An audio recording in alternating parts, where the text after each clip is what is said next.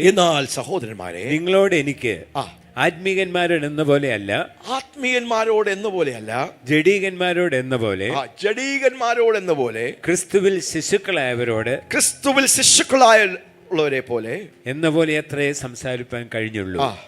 ഭക്ഷണമല്ല, പാലത്രേ ഞാൻ നിങ്ങൾക്ക് തന്നത്. ക്രിസ്തുവിൽ ശിശുക്കളുടെ പ്രത്യേകത എന്താ?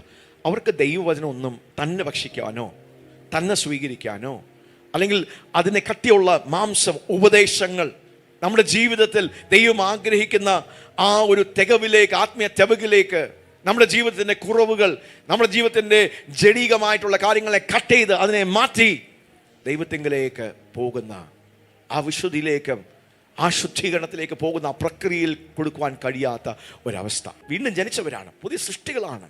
മാത്രത്തിന് പ്രത്യാശ ക്രിസ്തു അവരുടെ ഉള്ളിൽ, അവരുടെ ആത്മാവിൽ ജീവിക്കുന്നു. പക്ഷെ എപ്പോഴും അവിടെ നടക്കുന്നത് എങ്ങനെയാണ്? അവരുടെ സ്വഭാവം എങ്ങനെയാണ്? അവരുടെ തീരുമാനങ്ങൾ എങ്ങനെയാണ്? അവരുടെ കാഴ്ചപ്പാടുകൾ എങ്ങനെയാണ്? അത് ജഡീകമായിട്ടാണ്. അവരുടെ തീരുമാനങ്ങൾ, അവരുടെ പ്രയോറിറ്റികൾ, അവരുടെ ഡിസിഷൻസ്, അവരുടെ നോട്ടം, ഭാവം, അവരുടെ ലൈഫ് സ്റ്റൈൽ ജഡീകം. അതുകൊണ്ടാണ് പൗലോസ് എടുത്ത് പറയുന്നത്, ഭക്ഷണമല്ല പാലത്രേ ഞാൻ നിങ്ങൾക്ക് തന്നത്. ഭക്ഷണമല്ല പാലത്രേ ഞാൻ നിങ്ങൾക്ക് തന്നത്. ഭക്ഷിപ്പാൻ നിങ്ങൾക്ക് കഴിവില്ലായിരുന്നു. ഭക്ഷിപ്പാൻ നിങ്ങൾക്ക് കഴിവില്ലായിരുന്നു. ഇപ്പോഴും കഴിവായിട്ടില്ല. ഇപ്പോഴും കഴിവായിട്ടില്ല. ഇന്നും നിങ്ങൾ ജഡീകന്മാരല്ലോ. ഇന്നും നിങ്ങൾ ജഡീകന്മാരല്ലോ.